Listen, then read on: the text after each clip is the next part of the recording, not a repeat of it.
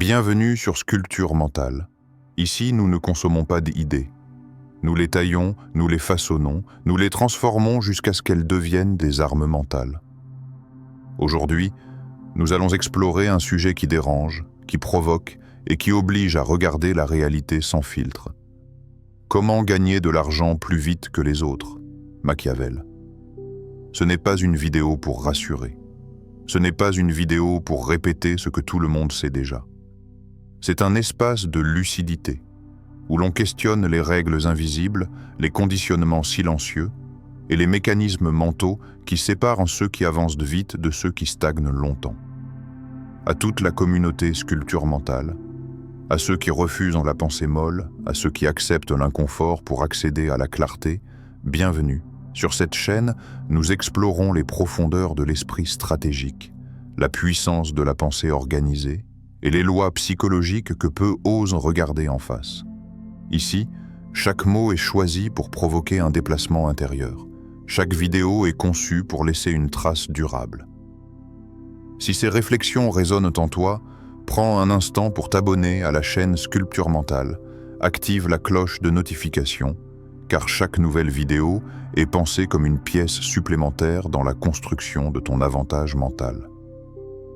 Avant d'aller plus loin, garde ceci à l'esprit. Ce qui ralentit la majorité n'est pas le manque d'opportunités, mais leur attachement à des idées confortables.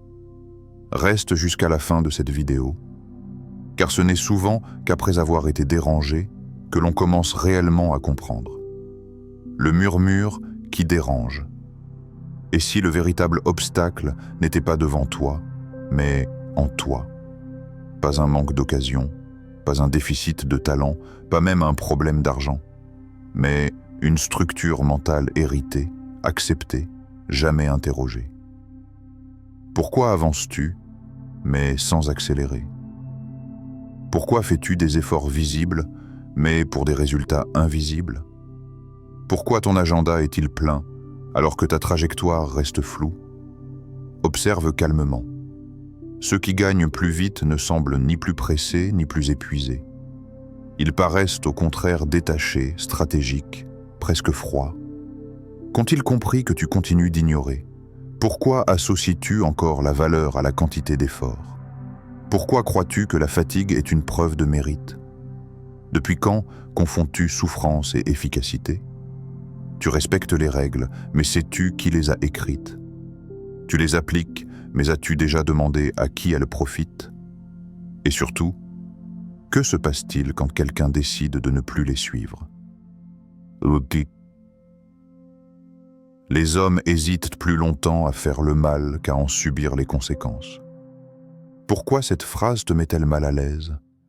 Est-ce parce qu'elle remet en cause l'image que tu as de toi-même? Ou parce qu'elle révèle que la morale est souvent un frein déguisé en vertu? À quel moment exact as-tu intégré l'idée que gagner de l'argent devait être lent? Qui t'a expliqué que la rapidité était suspecte, dangereuse, presque honteuse?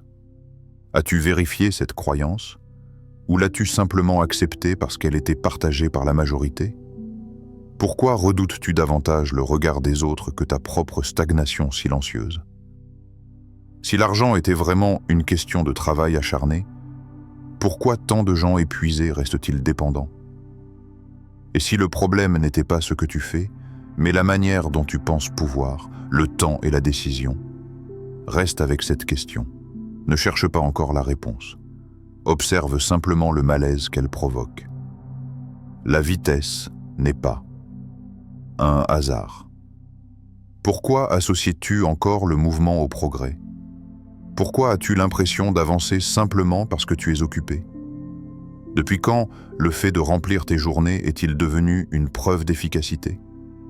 Regarde honnêtement ton quotidien. Combien d'actions répètes-tu par habitude, sans jamais en mesurer l'impact réel? Combien de tâches te donnent l'illusion d'être productif, alors qu'elles ne font que maintenir ta position actuelle? As-tu remarqué que ceux qui gagnent de l'argent rapidement parlent rarement de travailler plus? Ils parlent de choix, de levier, de placement stratégique. Pourquoi ce vocabulaire te semble-t-il parfois arrogant ou inaccessible? Ce n'est pas le travail qui rend puissant, mais la position que l'on occupe. Quelle est ta position aujourd'hui? Es-tu remplaçable en quelques heures? Ton rôle peut-il être automatisé, sous-traité, contourné? Si quelqu'un voulait reproduire exactement ce que tu fais, aurait-il besoin de ton esprit ou simplement de ton temps? Pourquoi continues-tu à vendre ce que tu perds chaque jour, ton énergie, ton attention, tes heures, au lieu de construire quelque chose qui te survive? Combien de tes efforts produisent un effet cumulatif? Combien d'actions d'aujourd'hui continuent de rapporter demain, la semaine prochaine, l'année suivante? Pose-toi cette question sans te mentir. Tes actions créent-elles de la dépendance envers toi ou dépends-tu de toi? Pourquoi acceptes-tu encore un modèle où l'arrêt signifie la chute? Est-ce par sécurité ou par manque de vision? Si demain tu disparaissais de ton activité, qu'est-ce qui continuerait sans toi? Et qu'est-ce qui s'effondrerait immédiatement? Pourquoi la vitesse des autres te dérange-t-elle plus que ta propre lenteur devenue confortable? À quel moment as-tu décidé que dominer ton temps était un luxe et non une nécessité stratégique? La lenteur comme conditionnement. À quel moment as-tu associé l'argent à la douleur? Qui t'a fait croire que la difficulté était une preuve de légitimité? Pourquoi la facilité te rend-elle méfiant, presque coupable? Observe ta première réaction face à quelqu'un qui réussit vite. Est-ce que de la curiosité ou une résistance silencieuse? Pourquoi dis-tu « c'est trop beau pour être vrai » avant même d'avoir analysé le mécanisme? Pourquoi rejettes-tu la vitesse sans avoir étudié ce qui la rend possible? Tu admires la réussite, mais condamnes le raccourci. Tu respectes le résultat, mais suspectes le chemin. D'où vient cette contradiction intérieure? Celui qui veut toujours être bon parmi tant de méchants court à sa perte. Pourquoi cette phrase te met-elle en tension? Est-ce parce qu'elle bouscule ton besoin d'approbation, ou parce qu'elle révèle que rester correct n'a jamais été une stratégie de puissance? Combien de décisions n'as-tu pas prises simplement pour préserver ton image? Combien d'opportunités as-tu ignorées par peur d'être jugé? Pourquoi juges-tu certaines stratégies immorales avant même d'avoir compris leur logique? Est-ce une question d'éthique ou une excuse pour ne pas agir? Regarde plus profondément. Ce que tu appelles « principes » ne sont-ils pas parfois des limites héritées? Si quelqu'un gagnait 10 fois plus que toi en 10 fois moins de temps, quelle serait ta première pensée? Chercherais-tu à comprendre? Ou chercherais-tu une faille pour te rassurer? Pourquoi le succès rapide te met-il mal à l'aise? Parce qu'il expose la possibilité que tu aurais pu aller plus vite? À force de glorifier la lenteur, ne t'es-tu pas construit une prison confortable? Et si la vraie question n'était pas « est-ce que c'est moral qu'était ?» mais plutôt « pourquoi est-ce que je n'ose pas y aller moi-même ?» Le pouvoir de la pensée organisée. Pourquoi attends-tu que quelque chose arrive pour bouger? Pourquoi la plupart de tes décisions sont-elles des réponses et rarement des initiatives? Observe ton comportement face à l'imprévu. Subis-tu ou ajustes-tu une trajectoire déjà pensée à l'avance? Pourquoi vis-tu dans l'urgence, alors que ceux qui dominent semblent toujours en avance d'un coup? Est-ce vraiment une question de chance ou une question de préparation mentale? La fortune est comme une femme. Elle favorise les audacieux. Qu'as-tu fait de réellement audacieux ces derniers temps? Ce n'est pas quelque chose de confortable, pas quelque chose de socialement validé, quelque chose qui t'a fait hésiter, transpirer, douter. Quand as-tu pris pour la dernière fois une décision sans attendre d'être prêt? Pourquoi attends-tu toujours des garanties dans un monde qui n'en donne jamais? As-tu un plan écrit? Pas une idée vague. Pas une intention floue. Un plan structuré, avec des étapes, des délais, des priorités claires. Ou avances-tu selon ton humeur, ton énergie, les circonstances du moment? Si tout dépend de ton état du jour, comment peux-tu espérer une progression constante? Pourquoi demandes-tu à la réalité de t'offrir des résultats exceptionnels alors que ta pensée reste désorganisée? Regarde ton esprit comme un champ de bataille. Tes idées avancent-elles dans la même direction ou se contredisent-elles en permanence? Si ta pensée était une armée, y aurait-il un commandement clair, une stratégie, une hiérarchie, ou seulement des impulsions dispersées, des envies contradictoires, des décisions annulées par le doute?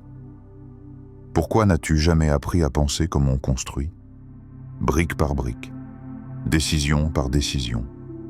Et si la véritable richesse n'était pas ce que tu poursuis, mais la capacité d'organiser ton esprit avant même d'agir? La richesse adore la clarté. Pourquoi restes-tu vague quand il s'agit d'argent? Pourquoi dis-tu « je veux plus » sans jamais oser dire combien? As-tu remarqué que tu peux décrire précisément ce que tu ne veux plus, mais que tu hésites dès qu'il faut définir ce que tu veux vraiment? Pourquoi évites-tu les chiffres clairs? Parce qu'un chiffre t'engage, parce qu'un chiffre te confronte, parce qu'un chiffre transforme un rêve confortable en objectif mesurable. As-tu peur d'échouer face à une cible précise? Ou as-tu peur de réussir et de devoir assumer la personne que tu deviendras? Pourquoi cette phrase te frappe-t-elle si fort? Parce qu'elle révèle à quel point l'argent n'est pas qu'un outil, mais une extension de l'identité, du contrôle, de la sécurité. Chaque jour, tes actions te rapprochent-elles clairement de ce chiffre? Ou avances-tu sans direction, en espérant qu'un effort suffira? Si quelqu'un observait ta journée heure par heure, verrait-il une suite d'actions cohérentes, orientées vers un objectif précis? Ou verrait-il une succession de réactions, de distractions, d'ajustements temporaires? Pourquoi confonds-tu encore mouvement et intention? Pourquoi crois-tu qu'être occupé équivaut à être aligné? La clarté n'est pas une contrainte. Elle est un filtre. Elle élimine ce qui ne sert pas. Elle met en évidence ce qui ralentit. Sans chiffre clair, comment distingues-tu l'essentiel du superflu? Comment sais-tu ce qui mérite ton énergie aujourd'hui et ce qui peut attendre ou disparaître? Si tu ne sais pas exactement où tu vas, comment reconnaîtras-tu le chemin quand il se présentera? Et si ce qui te manque n'était pas plus d'efforts, mais le courage d'être précis? Autosuggestion et domination intérieure. Quelle est la première phrase qui surgit en toi quand quelque chose échoue? Est-ce une analyse lucide ou une condamnation automatique? Et quand tu réussis, que te dis-tu vraiment? Te l'autorises-tu pleinement ou minimises-tu aussitôt pour rester à ta place? Pourquoi ton dialogue intérieur est-il souvent plus violent que n'importe quelle critique extérieure? Qui t'a appris à te parler ainsi? Et surtout, pourquoi continues-tu à l'accepter? Observe la constance de cette voix. Elle est là quand personne ne te regarde. Elle commente chaque décision, chaque hésitation, chaque retard. Est-elle structurée ou chaotique? Le premier moyen d'évaluer l'intelligence d'un dirigeant est d'observer les hommes dont il s'entoure. Si cette phrase est vraie, que dit-elle de toi à travers les pensées que tu laisses entrer? Quelles idées fréquentes-tu chaque jour? Quelle peur nourris-tu sans t'en rendre compte? Quelle distraction laisses-tu gouverner ton attention? Ton esprit est-il rempli de projections claires ou saturé de comparaisons, de doutes et de scénarios inutiles? Pourquoi sous-estimes-tu le pouvoir de la répétition mentale? Pourquoi crois-tu que ce que tu te dis n'a pas d'impact alors que tes actes en sont le prolongement direct? Si ton esprit était réellement ton allié, te pousserait-il à hésiter aussi souvent? À reporter? À chercher l'approbation? Ou t'aiderait-il à décider plus vite, à supporter l'inconfort, à maintenir une direction même sans certitude? À quel moment as-tu décidé que l'indiscipline intérieure était normale? Et si ton premier levier de richesse n'était ni une compétence, ni une opportunité, mais la reprise du contrôle sur ce que tu te répètes chaque jour, observe cette voix. Tu l'entends maintenant. Maintenant, ralentis. Pas pour te reposer, mais pour entendre ce qui d'habitude est couvert par le bruit. Tout ce que tu viens d'entendre n'a rien exigé de toi. Aucune action immédiate, aucune promesse. Seulement une chose, te regarder sans détour. Alors pose-toi cette question, sans répondre trop vite. Qu'est-ce que tu cherches vraiment? Être rassuré ou être libre? Parce que la rassurance apaise, mais elle endort. Et la liberté dérange, mais elle transforme. Veux-tu être compris ou respecté? Être compris te place dans le regard des autres. Être respecté te force à tenir une position, même seul, même sans validation. Veux-tu suivre un chemin déjà tracé ou en imposer un nouveau? Suis-tu ce qui est logique, accepté, recommandé, ou ce qui est stratégique, assumé, décidé? Celui qui contrôle la peur des autres devient maître de leur destin. Cette phrase n'est pas là pour te choquer. Elle est là pour te révéler quelque chose de plus inconfortable encore. Car la vraie question n'est pas qui contrôle le monde, qui contrôle l'argent, qui contrôle les règles. La vraie question est plus intime. Qui contrôle encore ta peur? La peur de sortir du cadre, la peur d'aller trop vite, la peur de penser différemment, la peur de devenir quelqu'un que ton entourage ne reconnaîtra plus. À partir d'ici, rien ne t'est demandé, mais rien ne pourra être ignoré non plus. Merci d'avoir regardé cette vidéo sur « Comment gagner de l'argent plus vite que les autres » Machiavel. Si ce contenu t'a donné des clés pour remettre en question ta manière de penser, n'oublie pas de t'abonner à la chaîne Sculpture Mentale et d'activer la cloche de notification pour ne manquer aucune nouvelle vidéo. Si cette vidéo t'a parlé ou t'a fait réfléchir, laisse un commentaire pour partager ce que tu as retenu ou ce qui t'a le plus marqué. Ça aide aussi à construire la communauté et à stimuler la discussion autour de ces idées puissantes. Et avant de partir, cliquez sur la vidéo qui vient de s'afficher à l'écran pour continuer à explorer les stratégies de l'esprit et à développer ton avantage mental. Chaque nouvelle vidéo est pensée pour te pousser plus loin dans la maîtrise de toi-même et de ton environnement. Reste attentif, reste curieux et continue à sculpter ton esprit comme une arme stratégique.